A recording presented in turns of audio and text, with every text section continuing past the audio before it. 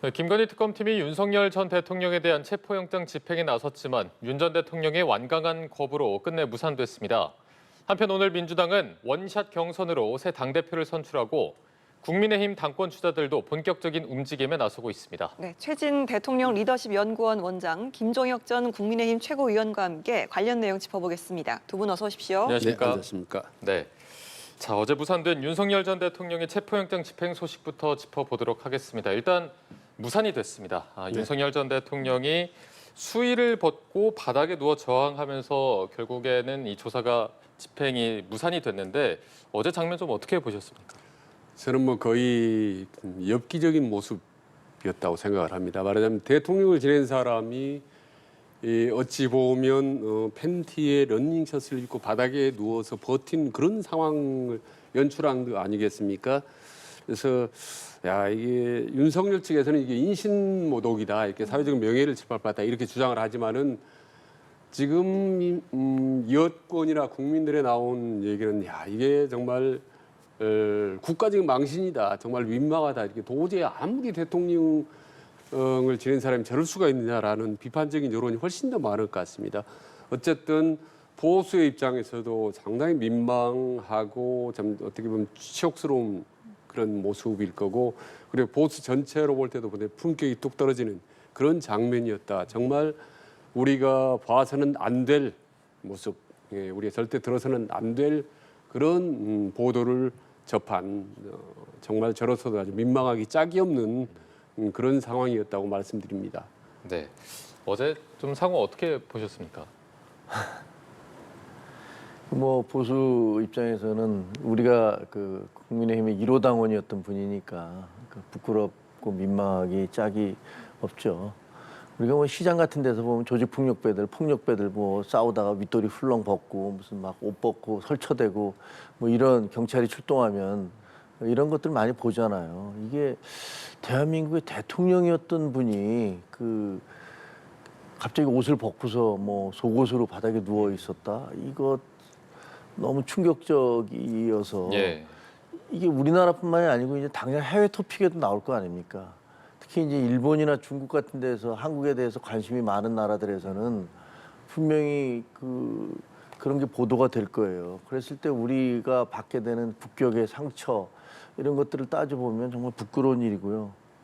개인적으로는 저분이 좀 치료를 받아야 되는 게 아닌가. 그러니까 그 확실한 건 분노 조절 장애가 있는 건 분명한 것 같아요. 그러니까 집권하고 있는 동안에도 그 맨날 나온 게 경로 얘기했잖아요. 대통령이 무슨 경로하셨다. 결국은 최상병 건도 이 경로 때문에 이 난리가 난 건데 본인의 감정이나 본인이 기분 나쁜 일들이 있으면 그것을 통제를 하지 못하고 다른 사람에게 막 욕설을 퍼붓거나 화를 내거나 하는 그런 일들이 아마 말이 좋아서 경로였겠지 그 얼마나 심하게 했겠습니까? 근데 이제는 그 상태가 더 심각해져서 자기 스스로 무슨 속옷을 입고 누워있는 형태까지 갔으니까 전 어떻게 보면 좀 상식적이거나 정상적이라고 보기엔 너무 어려워요. 그래서 이제 더 이상 이걸 가지고서 논란을 안 했으면 좋겠어요. 예. 나라를 위해서라도 치료를 받아야 될 사람 같은데 이거를 그냥 계속 정상의 기준으로 저분을 막 평가를 하면서 왜 안 했어 이렇게 하는 것도 국민들도 민망하고 나라 전체도 부끄럽고 그렇습니다. 더 이상은 이런 일이 없었으면 한다는 말씀을 좀 하셨는데 지금 체포영장 유효 기간이 7일까지잖아요. 그렇다 보니까 그 전에 다시 한 번 더 특검 쪽에서 시도를 할 가능성이 높고 다음에는 물리력도 불사하겠다라고 했단 말이죠. 그런데도 이번 어제와 같은 상황이 다시 반복이 된다면 특검 측에서는 좀 어떻게 대응을 해야겠습니까? 일단 특검이 이제 공개적으로 물리력을 행사하겠다 다음에는 얘기했지 않습니까? 그 말은 무슨 말이냐 하면은 다음에도 독방에 가서 윤석열 대통령이 속옷을 입고 있다 하더라도 수사관들이 양손 혹은 양발까지 들어서 반드시 끌어내오겠다라고 얘기한 거 아니겠습니까? 예. 그러나 특검 입장에서 두 가지를 고려하지 않을 수 없을 것입니다. 우선은 이제 여론 향배인데 김영삼 정부 때 말이죠. 과거에 전두환 전 대통령이 검찰 수사를 거부하고 합천 고향으로 내려갔거든요. 예. 그때 수사관들이 합천까지 내려가서 잠자는 전두환에서 새벽에 깨워서 서울로 압송을 했단 말입니다. 당시에 여론에서는 불가피하다라는 것과 동시에 좀 해도 너무한 거라는 여론이 있었습니다.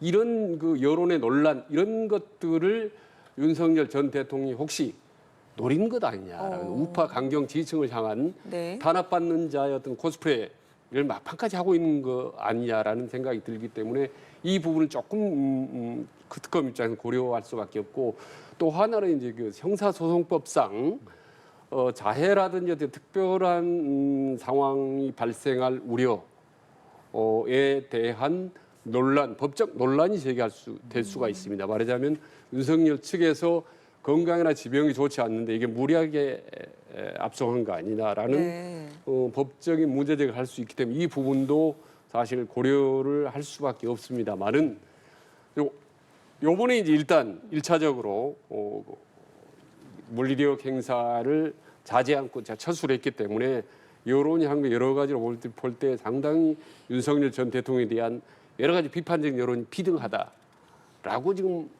어제 오늘 사이에 여론이 확산되고 있기 때문에 아마 다음에는 어떤 형태로든지 어떤 강제 구인이 집행이 되지 않을까라는 생각이 듭니다. 예, 강제 구인을 할 가능성이 높은데 여기에 따른 또 부작용도 짚어주셨습니다. 좀 전 대통령에 대해서 좀 해도 너무하다는 여론이 있을 수도 있고 법적인 무리가 있을 수도 있다라고 하셨거든요. 가능성 얼마나 보시는지요? 해도 너무한 그런 문제는 아니고 그런 차원의 문제가 아니라 실익이 별로 없어요. 그 만약에 강제 구인해서 와서 아무 말도 안 할 거 아닙니까? 예. 그러니까 지금 강제 구인을 하는 것은 뭔가 조사를 하기 위해서 하는 거잖아요. 뭐 진실을 밝혀내기 위해서 뭐 문제가 되는 것들을 본인이 소명을 하든지 반박을 하든지 시인을 하든지 이런 걸 받아내려고 하는 건데 불러왔는데 아무 말도 안 하고 묵비권 행사하면 그럼 그 무슨 의미가 있겠습니까? 그냥 망신 주기 위해는 없는 거잖아요. 그래서 저는 특검도 그런 이제 바닥까지 다 봤잖아요. 이제는 네. 저것보다 더 바닥이 있겠습니까?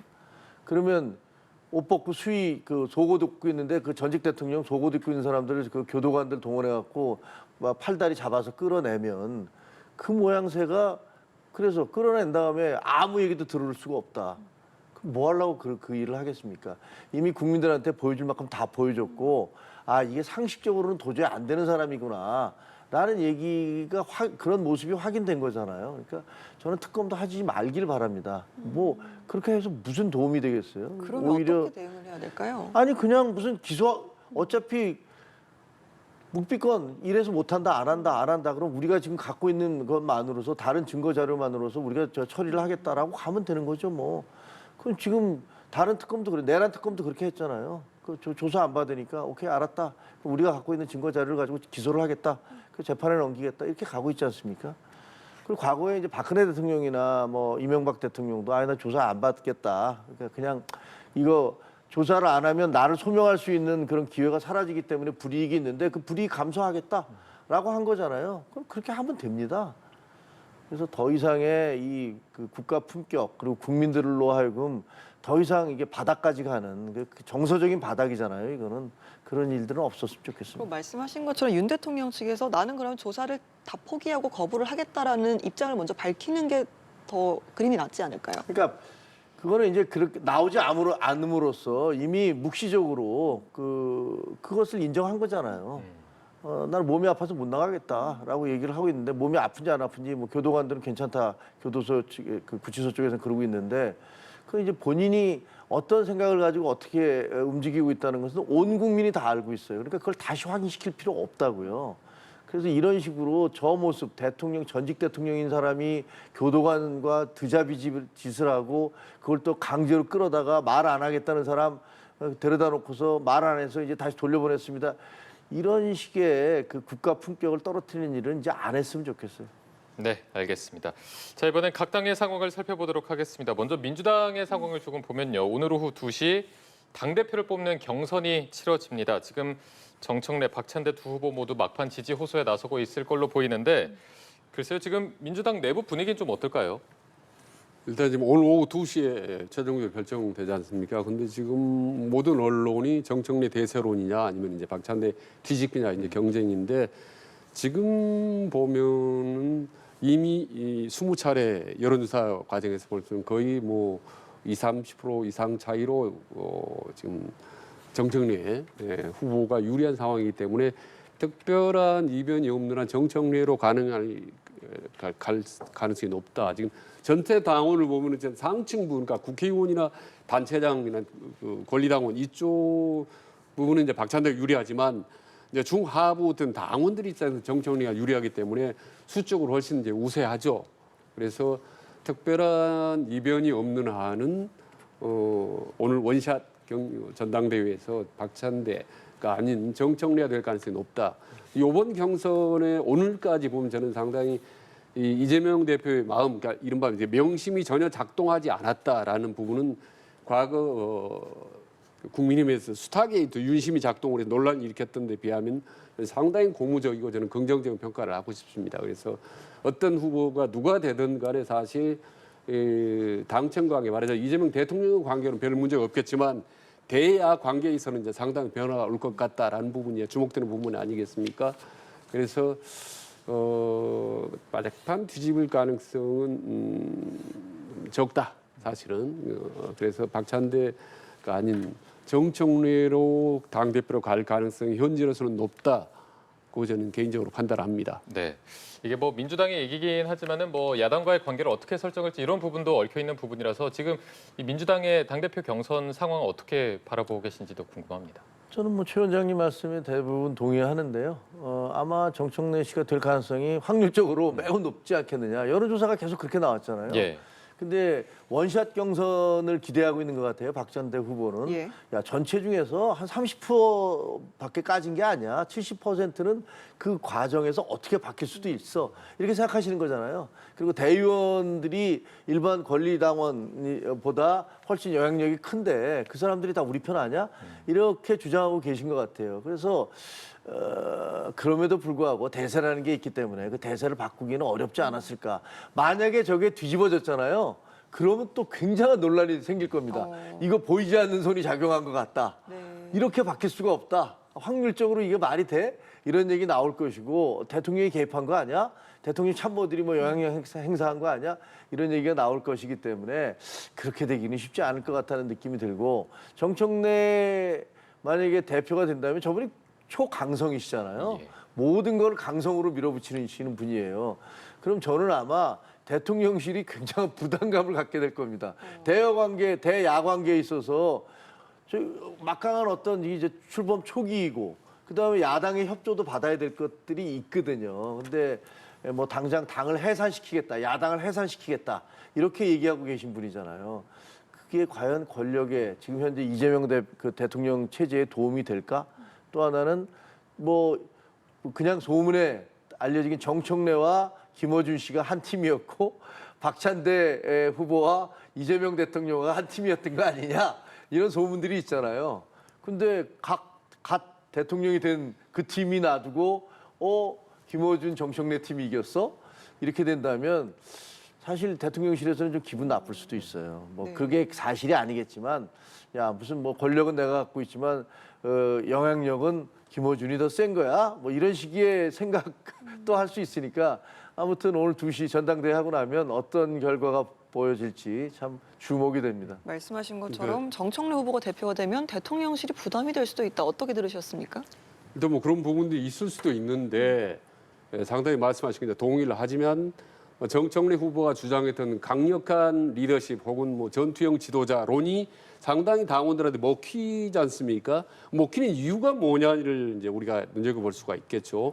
지금 보면 아시다시피 국민의힘 같은 경우는 여전히 친윤파들이 당을 장악하고 있고 그리고 어떻게 보면 그 내란을 사실상 옹호했던 사람이 지금 당 대표가 될 가능성이 높은 상황이다. 말하자면 내란 세력이 여전히 남아 있다라고 보는 거고 그리고 검찰이나 언론이나 이런 개혁을 해야 되는 아주 막중한 이런 임무들이 많은 상태에서 박찬대보다는 오히려 정책이나 강한 지도력이 조금 무리는 있겠지만 더 지금 민주당에서 필요하지 않겠느냐라는 것이 바로 당심, 민주당 사람들의 생각인 것 같아요. 그래서 그게 이제 먹혀 들어간 거기 때문에 저는 지금 시기적으로 집권 초기에 또 정청래 리더십이 사실 필요한 부분도 꽤 있겠다라는 생각이 듭니다. 네. 자, 그럼 이제 국민의힘 당대표 선거 상황도 한번 보도록 하겠습니다. 현재 5파전으로 치러지는 양상에서 뭐 찬탄 대 반탄 구도 이렇게 볼 수 있을 것 같은데 송원석 비대위원장도 이제 우리 당에 윤석열 전 대통령은 없다 이런 발언을 하기도 했거든요. 이 구도가 어떤 식으로 좀 가야 된다고 봐야 될까요? 윤석열 대통령이 없지 않죠. 사실은 윤석열 대통령 때문에 이 모든 선거가 뒤죽박죽되고 있죠. 네, 전 대통령으로 좀. 예, 윤석열 전 대통령 정정하겠습니다. 지금 당장 무슨 속옷 투쟁을 벌이고 있다라는 보도가 나오면 그럼 우리 당원들이 투표하고 싶은 생각이 들겠습니까? 야, 정말 저도 어디 상가에 가서 만났더니 제가 권유해서 그 국민의힘 당원이 된 분인데 정말 나 부끄러워서 그만두고 싶어요. 뭐 이런 얘기 저한테 막 하소연하더라고요. 내가 굉장히 미안하다고 사과했습니다. 보면 이제 선거에서 그 전한길 씨라는 사람이 윤 어게인을 받아들일 것이냐 안 받아들일 것이냐 놓고 면접을 보겠다. 그리고 와서 무슨 그 극우 제가 보기엔 극우인 분들 그런 분들하고 같이 유튜버들하고 같이 앉아서 막 질문을 하고 이러잖아요. 그게 왜 영향을 안 미치겠습니까? 지금 현재 그 국민의힘 경선은요. 윤석열 전 대통령과 한 편을 먹느냐 아니면 거기에 반대해서 그걸 벗어나자고 하느냐라는 사람들의 그 두 그룹의 싸움인 거예요. 그래서 무슨 영향이 없다라는 건 전혀 저는 사실이 아니라고 보고요. 근데 문제는 이제 우리 당원들이 과연 어떻게 8대 2니까 당원들이 그 결정적으로 영향을 미칠 거예요. 근데 이분들께서 아직 야 우리 대통령한 2번씩이나 탄핵당한 건 너무 억울하다라는 식의 그런 감정을 갖고 계신 게 맞아요. 그렇기 때문에 그런 것들도 영향을 미칠 거예요. 하지만 또 많은 분들은 야 이대로 가면은 국민의힘 어떻게 존립할 수가 있겠냐. 대통령 저렇게 나오는데 전직 대통령 우리 빨리 벗어나야 된다라고 주장하시는 분들도 점점 커지고 있기 때문에 예를 들면 골든 크로스랄까 그게 어디서 이루어질지 과연 선거 전에 이루어질 수 있을지 그게 상당히 귀추가 주목됩니다. 네. 지금 국민의힘 상황 어떻게 보고 계십니까? 그러니까 말이 찬탄 뭐 반탄 좀 어려운 용어로 쓰지만 사실 친윤 반윤의 대결 뭐 어떻게 보면 이제 계엄 옹호 세력 대 계엄 반대 세력이라고 사실 국민들이 인식을 하고 있거든요. 이 지금 양상을 보면은 마치 말해 윤석열 정부 초기에 당시 친윤 반윤 대결 같은 느낌 똑같이 들어요. 지금 어떻게 보면은 이제 비상 계엄 때문에 보수당이 완전히 몰락 일보 직전을 갖고 대선에서 참패를 했는데 지금 여전히 그러니까 윤석열 대통령을 강력히 지지했던 이른바 친윤 핵심이 당 대표가 될 가능성이 높고 또 그런 사람들이 당 대표가 출마하겠다고 나와 있는 이 현실 이게 민주당 죄송합니다 국민의힘이 정말 암울한 현실이다. 오죽하면 안철수 의원이 오늘 그런 얘기를 했지 않습니까? 이대로 가면 정말 정당 해산되는 통진당 꼴 나겠다라고 이런 얘기를 했어요. 그래서 미래가 전혀 보이지 않는데 지금 그럼에도 불구하고 이 당의 경선 룰이 말이죠. 8대 2입니다. 조금 전에 말씀하셨다시피 8대 2. 당심이 8, 민심이 2인데 어떻게 이 반윤이 뭘 해보겠습니까? 구도 자체가 지금 국민힘의 당권 구도 자체가 친윤, 윤석열을 지지하고 내란을 옹호했던 사람이 될 수밖에 없는 경선 룰을 갖고 출발을 하게 된 거예요. 그러니까 민주당, 국민힘은 지금 당대표 누가 되든 간에 암울할 수밖에 없다. 당시 말하자면 DK를 중심으로 한 어떤 구구 세력들이 중심을 차지하고 있는 구조적인 특징을 갖고 있기 때문에 매우 앞으로 어렵고 모르겠습니다. 지금 그러니까 친윤 세력들이 갈라지고 반윤인 안철수, 뭐 조경태가 단일화를 한다면 모르겠습니다. 근데 그 가능성은 매우 낮다고 보여지는데 그런 점에서 이래저래 지금 이대로 가면은 어떻게 보면 김문수 후보가 될 가능성이 매우 높아 보이는데 그럴 경우에 여전히 저는 탄핵의 탄핵의 바닷속에서 허우적대는 그런 국민의힘의 어떤 첩첩산중의 모습이 좀 보입니다. 예. 어제는요, 국회 법사위에서 민주당 주도로 방송 3법 또 노란봉투법 같은 쟁점 법안들이 통과되기도 했습니다. 처리 과정에서 또 격한 충돌도 보였는데요. 이게 지금 4일 본회의에 부의가 될 경우에 이제 국민의힘에서는 필리버스터까지 예고를 한 상황입니다. 이 부분은 좀 어떻게 흘러가겠습니까? 일단 뭐 두 법 같은 경우는 다 민주당이 주장했던 부분 아니겠습니까? 더구나 이제 방송위 개혁 이런 부분도 주장을 해왔었고 오래전부터 그렇기 때문에 또 근로자, 노동자 권익을 보호한다라는 또 노란봉투부터 명분이 있기 때문에 이 부분은 뭐 특별한 하자가 없는 한은 통과될 거라고 봅니다. 그래서 내용이 옳고 그르냐를 이미 떠나서 통과가 되느냐 마느냐 단계인데 과거에도 보면 야당 어떤 시절에도 민주당이 필리버스터로 강력하게 저항을 했지만 다시 결국 통과가 됐습니다. 그래서 어떤 집권 초기인 만큼 이 두 법안은 논란 속에 통과될 가능성이 일단 높다 예. 보이기 버립니다. 네, 지금은 국민의힘에서 필리버스터 예고한 상태여서 이게 지금 7월 임시국회 회기가 이제 5일에 끝나니까 이 기간 내에 쟁점 법안을 모두 처리하는 것도 어려울 수도 있다 이런 예고가 나오더라고요. 뭐 전략적으로 어떻게든지 막으려고 생각을 하겠죠. 근데 저는 이 법안 두 개에 아주 강력히 반대합니다. 그 노란봉투법은 말은 그렇게 뭐 굉장히 그 따뜻해 보이지만 사실상 파업의 무한대의 자유 그리고 파업으로 인해서 발생한 피해에 대해서 아무런 책임을 묻지 않는다는 건 결국은 무한대의 자유를 주는 거잖아요. 도대체 이런 법이 어떻게 예를 들면 파업 과정에서 발생한 불법 행위에 대해서 그걸 책임을 묻지 않는다면 불법 행위를 합법화하는 법을 어떻게 만들 수가 있습니까? 저는 이거 헌법재판소에도 뭐 문제를 삼아야 되고 이건 문제가 있다라고 저는 생각을 하고요. 방송 3법 같은 경우는 방송이라는 건 공기잖아요. 이것은 여야가 굉장히 그 서로 마음에 안 들더라도 합의를 해야 돼요. 논의를 해야 되고 한 당이 의석이 많다고 해서 밀어붙일 수 있는 게 아니거든요. 그래서 이걸 만약에 그냥 밀어붙인다면 의석이 워낙 많으니까 뭐 필리버스터를 뭐를 하든 간에 아마 통과될 가능성이 매우 높겠지만 그게 과연 이 현 정부에 좋을 것이냐. 그렇게 강경 일변도로만 나가는 것들은 결코 좋지 않더라고요. 그건 윤석열 정부가 보여줬지 않습니까?